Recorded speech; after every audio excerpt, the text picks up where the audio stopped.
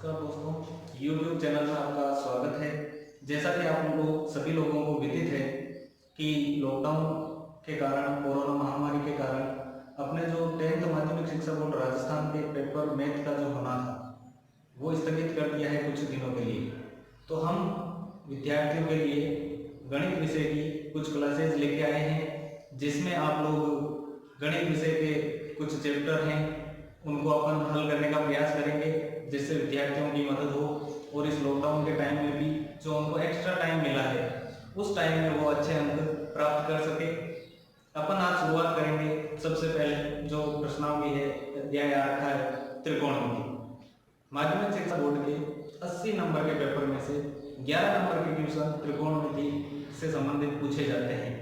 तो अपन त्रिकोणमिति की शुरुआत करते हैं। सबसे पहले बेसिक चीजों से स्टार्टिंग करेंगे अपन, उसके बाद प्रत्येक चैप्टर के लगभग सभी क्वेश्चनों को हम समझने का प्रयास करेंगे, जिससे विद्यार्थियों को उन्हें जो ब्रेक मिला है, उनको काफी टाइम से विद्यार्थी है वो शायद इससे जुड़े हुए नहीं है, शिक्षा से थोड़ा दूर हो गए हैं, तो वापस उनकी एक बार रिवीजन अच्छे से हो जाए, ये हमारा प्रयास रहेगा। शुरुआत करते हैं त्रिकोणमिति। सबसे पहले अगर बात करें अपन त्रिकोणमिति का अर्थ क्या होता है, तो अपन देखते हैं जो त्रिकोणमिति शब्द है, वैसे तो त्रिकोणमिति गणित की एक शाखा है, अलग से इसका पूरा अध्ययन किया जाता है, लेकिन जो त्रिकोणमिति शब्द है उसकी अगर अपन विश्लेषण करें तो ये तीन छोटे छोटे शब्दों से मिलकर बना हुआ है, त्रि, कोण और मिति। अब साधारणतः अपने को देखने से सीधा ही पता चल रहा है, त्रि का अर्थ हो गया तीन, कोण का अर्थ कोण ही होगा और मिति का अर्थ होता है मापक। यानी कि गणित की वह शाखा जिसमें हम तीन कोणों के मापन का अध्ययन करते हैं वो त्रिकोणमिति कहलाती है। अब तीन कोण किसमें होंगे? त्रिभुज में होंगे, जाहिर सी बात है। तो यानी जो त्रिकोणमिति प्रश्नावली है, अध्याय है, वो अपने त्रिभुज से संबंधित है। त्रिकोणमिति में त्रिकोणमिति की जो मुख्य शाखा है उसमें अपन समकोण त्रिभुज का अध्ययन करते हैं मुख्य रूप से। अब समकोण त्रिभुज की बात करें तो अपने को पता है समकोण त्रिभुज जो भी होता है उसमें एक कोण समकोण होगा, यानी 90 डिग्री का होगा। तीन भुजाएं त्रिभुज में होती है। जो नीचे वाला हिस्सा है इसका, इसको अपन आधार के रूप में दर्शाते हैं कि ये इसका आधार होगा। सबसे बड़ी भुजा जो कि समकोण के सामने होती है उसको अपन कर्ण बोलते हैं, और जहां 90 का कोण बनता है ऊर्ध्वाधर रेखा होती है उसको अपन लंब बोलते हैं। वैसे 9th क्लास में आपने पढ़ रखा होगा इसके बारे में। जो नए विद्यार्थी जुड़ रहे हैं 9th जिन्होंने अभी क्लियर की है वो भी इनसे सीख सकते हैं। आप घर बैठे अगली कक्षा का अध्ययन भी कर सकते हैं। तो आप लोगों ने 9th में पढ़ा है समकोण त्रिभुज में आधार, लंब और कर्ण, तीन भुजाएं अलग अलग होती है। अब इन तीनों भुजाओं के जो आपस में संबंध होता है, अनुपात होता है, त्रिकोणमितीय अनुपात, वो आपने 9th कक्षा में पढ़ रखा है। समकोण त्रिभुज की एक और विशेषता होती है कि कोई भी समकोण त्रिभुज पाइथागोरस प्रमेय को संतुष्ट करता है, जिसको बोधायन प्रमेय भी बोला जाता है। बोधायन प्रमेय का सूत्र आप लोगों ने पढ़ रखा है, पता है सबको, कर्ण स्क्वायर बराबर होता है आधार स्क्वायर प्लस लंब स्क्वायर। इसको संतुलित करने का अर्थ है कि ये समकोण त्रिभुज होगा। अगर ये कर्ण स्क्वायर बराबर आधार स्क्वायर प्लस लंब स्क्वायर आता है तो वो समकोण त्रिभुज होता है। सभी को पता है, बेसिक सी चीज है, बिल्कुल नॉर्मल सी। तो त्रिकोणमिति में पाइथागोरस प्रमेय का प्रयोग भी किया जाता है। बहुत सारे क्वेश्चनों में जो ऊंचाई दूरी से संबंधित है उसमें आ सकता है। नॉर्मल जो क्वेश्चन अनुपात के पूछे जाते हैं उनमें आ सकता है। अब अपन बेसिक चीज हो गई त्रिकोणमिति का अर्थ, यानी तीन कोणों का मापन होगा, यानी त्रिभुज से संबंधित होगी। विशेषकर समकोण त्रिभुज का अध्ययन किया जाएगा। समकोण त्रिभुज में आधार, लंब और कर्ण तीन चीजें होती है। समकोण त्रिभुज में ही बोधायन यानी पाइथागोरस प्रमेय का प्रयोग किया जाता है, जिसका सूत्र होता है कर्ण स्क्वायर बराबर आधार स्क्वायर प्लस लंब स्क्वायर। अब जो अपने 10th के सिलेबस में उसकी बात करते हैं कि कौन कौन से सर्व समीकरण, कौन कौन से सूत्र, कौन कौन से बेसिक जो भी है वो अपने काम में आएंगे। तो अपन उन्हीं की बात कर लेते हैं।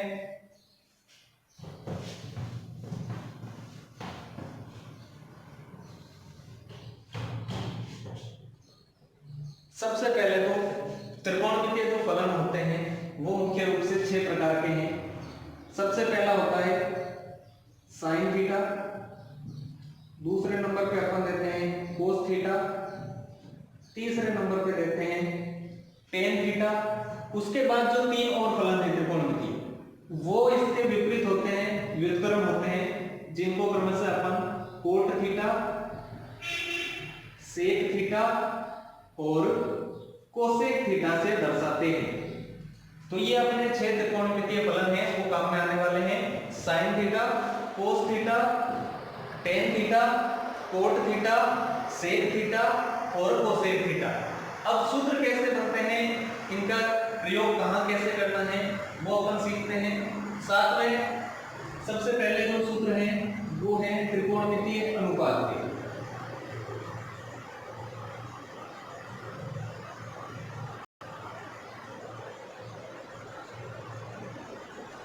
त्रिकोणमितीय अनुपात जो है वो 9th क्लास का चैप्टर है, उससे संबंधित है, उसकी भी जानकारी अपने को होनी चाहिए, क्योंकि 10th में भी जो ऊंचाई दूरी पे आधारित क्वेश्चन है त्रिकोणमिति के अनुप्रयोग उसमें काम आएंगे। तो त्रिकोणमितीय अनुपात याद रखने का बिल्कुल सिंपल सा एक फॉर्मूला है, सभी फॉर्मूले याद करने की जरूरत नहीं है। इसको अपन दर्शाते हैं लाल बट्टा कक्का से। लाल बट्टा कक्का का अर्थ क्या है, एल यहाँ लंब है, ए यहाँ का आधार है और के का अर्थ है कर्ण। अपने को घड़ी की दिशा में चलते हुए कंटिन्यू इनको लिख देना है, घड़ी की दिशा में यानी क्लॉकवाइज। घड़ी की दिशा में कैसे चलेंगे, स्टार्टिंग से यही 6 है, उनको सीरियल से याद रखना है, यही सीरियल बार बार काम में आने वाला है, ध्यान रखना है, इसको सीरियल से आप याद कर लें। सबसे पहला जो यहाँ है वहां अपन लिख लेते हैं साइन थीटा, उसके बाद जैसे सीरियल रूप है कोस, तो अपन लिख लेते हैं कोस थीटा, 3 नंबर पे है टेन थीटा। फिर घड़ी की दिशा में आपको बता रहा हूँ, घड़ी की दिशा में क्लॉकवाइज चलना है, उड़ के नहीं जाना है, अपने हाथ पंख नहीं है, हाथ पैर है, तो ये नहीं है कि यहाँ से सीधा उड़ के यहाँ आ जाए, अपने को जैसे घड़ी चलती है घड़ी की दिशा में चलना है। तो टेन के बाद इधर आ जाएंगे अपन कोट थीटा, फिर उसके बाद आ जाएगा सेक थीटा और उसके बाद आ जाएगा कोसेक थीटा। तो ये अपने 6 थीटा है और क्रम से त्रिकोणमितीय फलन है, उनको क्रम से लिख देंगे। अब सबसे पहली बात आती है साइन थीटा की, तो यहाँ अपन देख सकते हैं साइन थीटा का सूत्र होगा L बट्टा K। L बट्टा K का मतलब है लंब बट्टा कर्ण, तो साइन थीटा का अपने सूत्र हो जाएगा लंब बट्टा कर्ण। उसके बाद आएंगे अपन कोस थीटा पे, तो कोस थीटा का सूत्र आप सभी को दिख रहा होगा A बट्टा K यानी कि आधार बट्टा कर्ण। उसके बाद बात करेंगे टेन थीटा की, तो टेन का सूत्र हो जाएगा L बट्टा A यानी कि लंब बट्टा आधार। उसके बाद कोट की बात करें, कोट थीटा की, तो कोट को अपन नीचे से ऊपर की तरफ चलेंगे A बट्टा L यानी कि आधार बट्टा लंब। उसके बाद सेम ही चीज है सेक थीटा के लिए, सेक थीटा का अपन प्रयोग कर लेंगे तो नीचे से ऊपर की तरफ कर्ण बट्टा आधार हो जाएगा। और सबसे लास्ट में बात करें कोसेक थीटा की, तो कोसेक थीटा का अगर अपन चले तो कर्ण बट्टा लंब। तो ये त्रिकोणमितीय जो 6 फलन होते हैं उनके त्रिकोणमितीय अनुपात के 6 सूत्र अपन इस प्रकार याद कर सकते हैं, रट्टा मारने की जरूरत नहीं है, सीधा सिंपल सा आपने को याद जो रखना है वो है इसकी ट्रिक लाल बट्टा कक्का। L का अर्थ लंब, K का मतलब आधार, K का मतलब कर्ण, इन तीनों का अपन प्रयोग करके 6 अनुपातों के सूत्र याद कर सकते हैं। ये आपके सिलेबस में है, वो काम में आ जाएंगे त्रिकोणमितीय अनुपातों के सूत्र। उसके बाद जो दूसरी टाइप के अपने सूत्र काम में आते हैं वो आते हैं व्युत्क्रम के सूत्र, या इसको बोल सकते हैं इनके जो आपस में संबंध है, जो त्रिकोणमितीय फलन है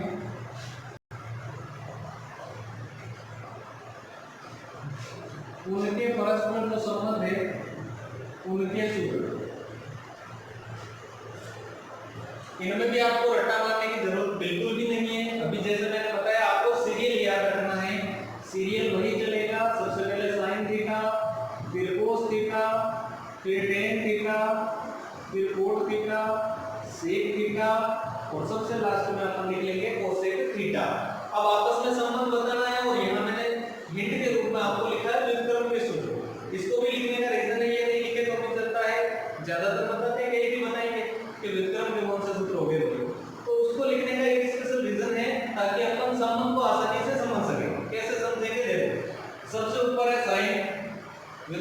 क्या होता है, बिल्कुल विपरीत, बिल्कुल उल्टा। तो सबसे ऊपर साइन है और सबसे नीचे कोसेक। तो साइन का संबंध किससे होगा, कोसेक से। और कैसा होगा, बिल्कुल विपरीत, उल्टा, विक्रम। तो साइन का विक्रम हो जाएगा कोसेक और कोसेक का वापस साइन। लिखने का तरीका होता है विक्रम का, साइन का विक्रम कोसेक है तो साइन थीटा बराबर 1 बटा कोसेक थीटा। ये हो गया इसका विक्रम, क्योंकि ये सबसे ऊपर ये सबसे नीचे। फिर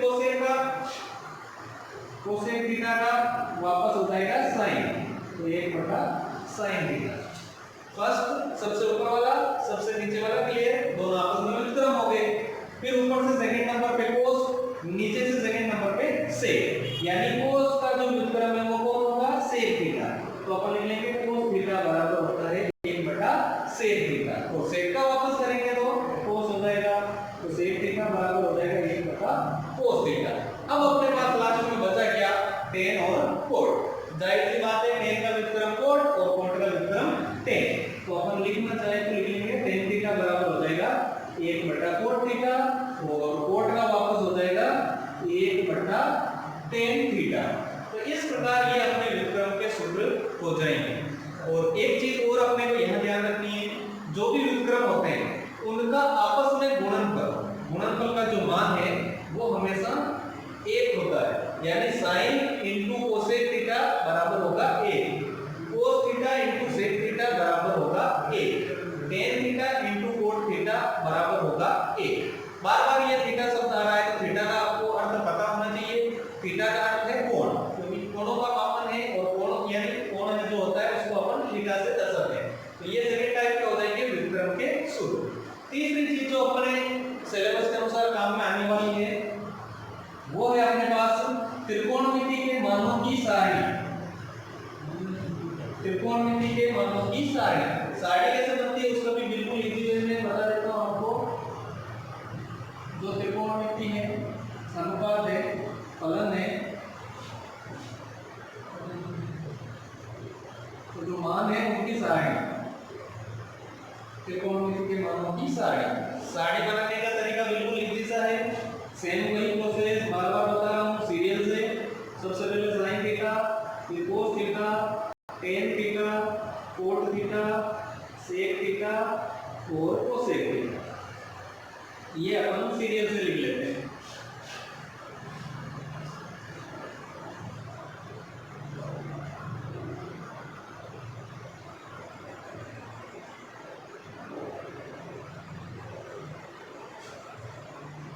यहाँ पे अपने को कोण बनाने होंगे, कौन कौन से कोण अपने काम में आएंगे।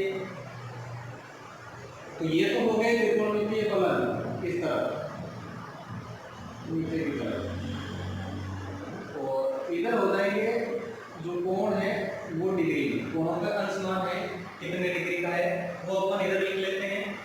जो अपने सिलेबस के अनुसार है 0 डिग्री काम में आता है, 30 डिग्री काम में आता है, 45 डिग्री, 60 डिग्री और 90 डिग्री। मुख्य रूप से ये 5 जो कोण हैं वो अपने सिलेबस में काम में आते हैं, इनसे अक्सर क्वेश्चन पूछे जाते हैं। इसके अलावा कुछ एक क्वेश्चन में 15 डिग्री आता है, तो वहां पे क्या होगा, अपने को 15 डिग्री मान अलग से दे रखा होगा क्वेश्चन में। जो भी क्वेश्चन आएगा उसके ब्रैकेट में दिया हुआ रहेगा 15 डिग्री है, उसका मान इतना होता है, क्योंकि ये अपने सिलेबस में 15 डिग्री नहीं है इसलिए उसका मान डायरेक्टली दिया जाता है। तो ये अपने जो 5 कोण हैं इनका अपने को पता होना चाहिए कि किसमें किसका मान कितना होता है। इसमें भी आपको रट्टा वट्टा मारने की जरूरत नहीं है, बिल्कुल इजी वे में सीधा सिंपल सा। सबसे पहले देखो 0 है तो अपने को 0 से शुरू कर देना है। जैसे ये 0 है तो इसके लिए मैं मान लेता हूँ सबसे पहले 0। फिर 30 के लिए गिनती लिख लो 1, 45 के मान लो 2, 60 के 3, 90 के 4, यानी 0 1 2 3 4 कौन संख्या, यानी 0 से शुरू करके हमने गिनती लिख दी डायरेक्ट 0 1 2 3 4। गिनती 4 तक पहुंची है तो सभी में देखो 4 का भाग, सबने पट्टा कर दिया 4, यानी 4 से डिवाइड कर दिया। अब इनका करना है अपने को रूट, पूरे का रूट करना है, ऊपर वाले अंश का सिर्फ रूट नहीं करना है, यहाँ का रूट नहीं करना, पूरे का रूट होता है। तो अपन भाग देके फिर उनका रूट यानी वर्गमूल कर लेते हैं। जैसे 4 का भाग 0 में देंगे 0 बार ही जाएगा, 4 का भाग 1 में पॉइंटों में जाता है, दशमलव में जाता है, अपने को दशमलव में भाग नहीं देना है, 1/4 लिख देता हूं मैं इसको।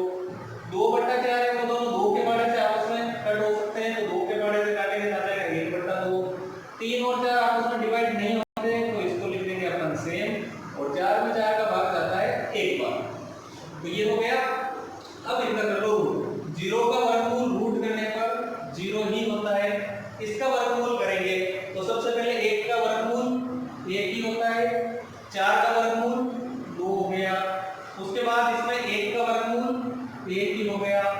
2 का वर्गमूल होता नहीं है तो इसलिए इसको रूट में लिखना पड़ेगा। 3 का वर्गमूल होता नहीं है इसीलिए रूट 3। बटा में जो 4 आ रखा है 4 का वर्गमूल 2 होता है तो इसलिए लिख देंगे 2। 1 का वर्गमूल 1 ही होता है। तो ये जो पहला साइन का मान है उसको अपने को याद करने की जरूरत नहीं है, सीधा ही गिनती स्टार्ट कर देते हैं 0 से। 0 1 2 3 4 वो मैंने यहाँ लिखा है, 0 से स्टार्ट किया है। 0 1 2 3 4 गिनती 4 तक लिखी है। सभी को 4 से डिवाइड कर दो यानी सब के बट्टा में 4 कर दिया और उसका कर देंगे रूट। फिर अपन भाग देंगे, इनका वर्गमूल लिखेंगे तो अपने पास आ जाएगा साइन थीटा का मान। कोस का प्राप्त करना बिल्कुल इजी है।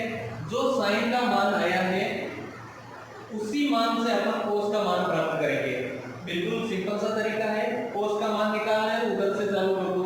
सबसे लास्ट में इसमें 1 है तो यहाँ लिख देंगे 1। फिर यहाँ रूट 3/2 है तो अपन यहाँ लिख देंगे रूट 3/2। उसके बाद 1/√2 है तो अपन लिख लेंगे 1/√2। फिर इधर आएंगे तो 1/2 है तो अपन लिख लेंगे 1/2 और फिर 0 है तो अपन लिख लेंगे 0। तो कोस के मान में अपने को कुछ भी नहीं करना है, सीधा सिंपल सा है। जो साइन का मान है उसको लास्ट से स्टार्ट कर दो लिखना।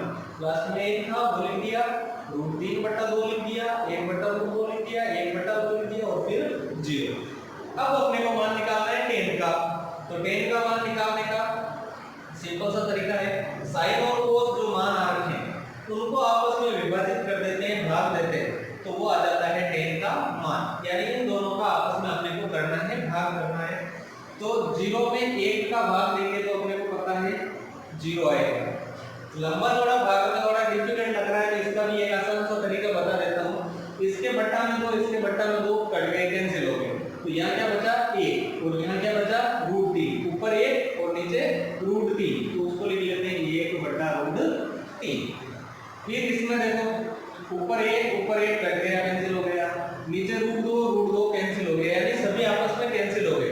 सभी कैंसिल होने पर कितना आता है 1। तो 1 उसके बाद इनको कैंसिल करते हैं। इसके भी बट्टा में हर में 2 है, इसके भी हर में 2, 2 से 2 कैंसिल हो गया तो क्या बचा रूट 3 और यहाँ 1। तो इसको अपन लिख सकते हैं रूट 3/1। लेकिन अपने को पता है 1 का भाग देने पर वापस वही संख्या प्राप्त होती है तो इसीलिए रूट 3/1 लिखने की जरूरत नहीं है, सिर्फ लिख देंगे रूट 3। लास्ट में इसमें कैंसिल तो होगा नहीं, भाग देना है तो 1 में देंगे 0 का भाग। तो अपने को सीधा ही पता है किसी भी संख्या में 0 का भाग देने पर 0 प्राप्त नहीं होता है। किसी भी संख्या में अगर अपन 0 का भाग देते हैं तो वहां पे अपने अनंत प्राप्त होता है। तो यहाँ आ जाएगा अनंत। वापस अगला काम वही है कोड। तो tan को उल्टा लिख लो। सबसे पहले अनंत, उसके बाद रूट 3, उसके बाद 1, फिर 1/√3 और सबसे लास्ट में 0। अब अपने पास बचा है सेक और कोसेक। तो पिछले जो 2 नंबर सूत्र लिखे थे हमने त्रिकोणमितीय संबंधों के, तो हमने वहां पढ़ा था सबसे ऊपर साइन है, सबसे नीचे कोसेक। तो साइन का व्युत्क्रम होगा कोसेक, व्युत्क्रम का अर्थ है उल्टा कर देना है। कोस का व्युत्क्रम होता है सेक। तो सेक का मान निकालना है, इसका मतलब कोस का क्या कर दो व्युत्क्रम यानी उल्टा कर दो। तो 1 है यानी 1/1 है। तो 1/1 का उल्टा करेंगे तो 1/1 ही होगा यानी वापस 1। फिर यहाँ देखो कोस का मान है रूट 3/2। इसका व्युत्क्रम करेंगे, उल्टा करेंगे 2 ऊपर लिख देंगे रूट 3 नीचे तो आएगा 2/√3। फिर अगला है 1/√2। तो अंश को हर अंश में बदल देते हैं तो आ जाएगा रूट 2/1। बट्टा 1 नहीं लिखना है, अभी बताया आपको, क्योंकि 1 का भाग देने पर वापस वही संख्या प्राप्त होती है। 1/2 का हो जाएगा 2/1 यानी कि 2 और 0 का उल्टा क्या होगा अनंत। कोसेक में वापस आप या तो साइन का उल्टा लिख लो, व्युत्क्रम करके लिख लो, या सीधा सा तरीका उधर से चालू कर दो। सबसे पहले अनंत, फिर 2, फिर रूट 2, फिर 2/√3 और सबसे लास्ट में 1। तो ये हो जाती है अपने त्रिकोणमितीय मानों की सारणी। इसमें भी आपको रट्टा मारने की जरूरत नहीं है, सीधा सिंपल सा तरीका है। सबसे पहले तो अपने त्रिकोणमितीय जो फलन है उनको सीरियल से याद रखना है, साइन, कोस, टेन, कोट, सेक और कोसेक। उसके बाद जो कोण अपने काम में आते हैं 0, 30, 45, 60 और 90। सारणी बनाने का सीधा सिंपल सा तरीका है, गिनती चालू करो 0 से। 0 फिर 1 2 3 4 ये आने चाहिए, वो यहाँ मैंने रफली लिखा है 0 1 2 3 4 पर हमने गिनती लिखी है, सबके बट्टा में कर दो 4 और उसका कर दो रूट। अब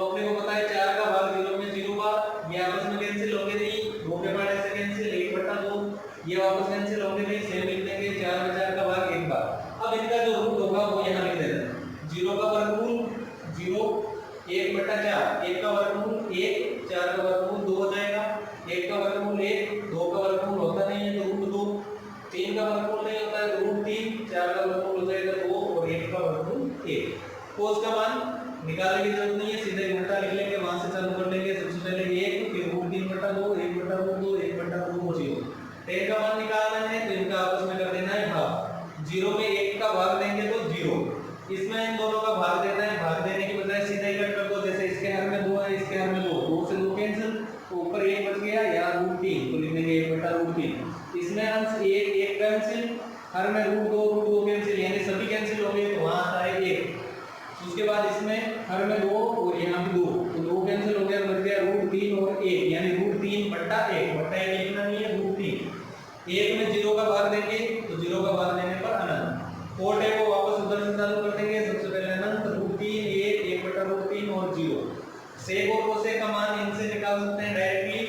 अपने को पता है साइन सबसे ऊपर है, सबसे नीचे कोसेक, यानी साइन का व्युत्क्रम कोसेक होगा, वो कर सकते हैं। और कोस का व्युत्क्रम सेक होता है, कोस का व्युत्क्रम कर लो, सेक आ जाएगा। जैसे 1 का व्युत्क्रम 1 ही होगा, √3/2 का व्युत्क्रम करेंगे तो 2 ऊपर √3 नीचे, ऐसे कंटिन्यू चलेंगे। कोसेक को वापस लास्ट से चालू करके अपन लिख लेंगे, तो ये आ जाएगा अपने त्रिकोणमितीय मानों की सारणी। उसके बाद जो चौथी टाइप के सूत्र हैं वो अपने काम में आते हैं, वो कुछ वर्ग के सूत्र हैं और कुछ आपस में संबंध के सूत्र हैं। जो अन्य सूत्र अपने सिलेबस के अनुसार काम में आएंगे वर्ग के हैं। अन्य सूत्रों में पहला जो सूत्र है वो है sin² theta plus cos² theta बराबर 1। इनको अपन सूत्र भी बोल सकते हैं या सर्व समीकरण भी बोल सकते हैं।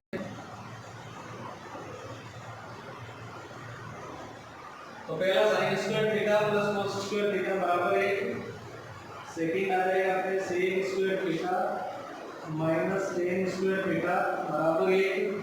थर्ड नंबर पे आ जाएगा cosec² theta minus cot² theta बराबर 1। ये तीन सूत्र हैं वो वर्ग क्या देंगे।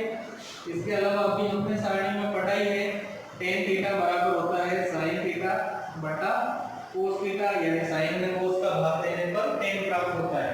cot इसका उल्टा होता है, व्युत्क्रम होता है, तो उसका सूत्र हो जाएगा cos बटा sin। तो ये 5 सूत्र हैं, अन्य सूत्र हैं जिसमें वर्ग के 3 सूत्र हैं और 2 अन्य सूत्र काम में आते हैं। तो इन सूत्रों का अपन प्रयोग करेंगे। सबसे पहले सूत्र है त्रिकोणमितीय अनुपात के, जिसमें लाल मंडल का सूत्र से अपन आसानी से याद कर सकते हैं। दूसरे जो सूत्र हमने लिखे थे वो थे त्रिकोणमितीय जो फलन है उनका आपस में संबंध। संबंध भी कौन सा, व्युत्क्रम वाला। व्युत्क्रम का आपको पता है क्या, सीरियल से याद रखेंगे, ऊपर वाला और नीचे वाला आपस में व्युत्क्रम, सेकंड नंबर वाले आपस में व्युत्क्रम, थर्ड नंबर वाले आपस में व्युत्क्रम। तीसरे जो हमने सूत्र लिखे वो है मानों की सारणी। सारणी बनाने का तरीका अपने को कुछ भी याद नहीं करना है, डायरेक्ट पूरी कंप्लीट सारणी बनानी है। अन्य सूत्र में 3 तो वर्ग के सूत्र और 2 tan और cot के जो sin cos से संबंध होता है उनके सूत्र। तो ये जो प्रश्नावली है इसमें इतने टाइप के सूत्र अपने त्रिकोणमिति में काम में आने वाले हैं, या सर्व समीकरण कह सकते हैं। इन सर्व समीकरणों का अपन प्रयोग करेंगे। उम्मीद है आप लोगों को ये जरूर पसंद आएगा। हमारा प्रयास रहेगा और कुछ अच्छा करने का। आपके जो भी सुझाव हो हमें जरूर दें। आज की कक्षा में हमने जो बेसिक चीज़ें त्रिकोणमिति से संबंधित है वो अध्ययन की है। कल से हम त्रिकोणमिति के जो क्वेश्चन है इन सूत्रों पर आधारित, इन सर्व समीकरणों पर आधारित उन क्वेश्चनों को अपन हल करने का प्रयास करेंगे। और आप लोगों से निवेदन है कि ज़्यादा से ज़्यादा वीडियो और चैनल को शेयर करें, जिससे ज़्यादा से ज़्यादा विद्यार्थियों तक सूचना पहुँचे और विद्यार्थी के उज्जवल भविष्य में योगदान हो सके। हमारी एक पहल है थोड़ी सी, हमने कोशिश की है किसी भी तरह ग्रामीण क्षेत्रों के विद्यार्थियों तक कम से कम इस लॉकडाउन के टाइम में जरूरी शिक्षा है वो पहुँचे, उनका भविष्य निर्धारण में कुछ योगदान रहे। इसीलिए आप लोगों से एक बार और निवेदन है कि इस वीडियो को ज़्यादा से ज़्यादा शेयर करें और जो भी विद्यार्थी 10th या 12th कक्षा में हैं उनको चैनल सब्सक्राइब करने के लिए प्रेरित करें, जिससे उनके ज्ञान में वृद्धि हो। धन्यवाद।